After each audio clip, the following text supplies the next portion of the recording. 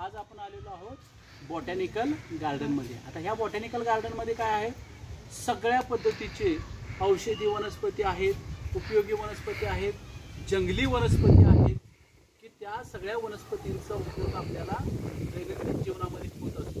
तर आपण या बॉटॅनिकल गार्डनमध्ये काय पाहणार आहोत, तर वनस्पतींची रचना कशी असते जी आपल्याला 7वीला आहे। वनस्पती 3 भागामध्ये विभागलेली आहे। पहिला आहे ते म्हणजे खोड। खोडाची रचना कशी असते ते बघून घ्या, खोडाचा आकार कसा असतो ते बघून घ्यायचा आहे। खोडाचे प्रकार, काही खोड मऊ असतात, काही खोड कठीण असतात, टणक असतात। त्यानंतर सगळ्यात महत्त्वाचं ते म्हणजे वनस्पतींची मुळं। मूळ, खोड आणि पान हे काय आहेत, 3 महत्त्वाचे प्रकार आहेत। आणि या वनस्पतीमध्ये जर आपण बघायला गेलो तर आपल्याला भरपूर पद्धतीचा अभ्यास करता येतो। ही वनस्पती आहे, याच्या खाली मुळाची रचना बघू शकता, खोडाची रचना बघू शकता, पानं पाहू शकता। पुन्हा पानांचे प्रकार वेगवेगळे प्रकार आहेत। हे वेगळ्या पद्धतीचं पान आहे, ही वेगळ्या पद्धतीची पानं आहेत।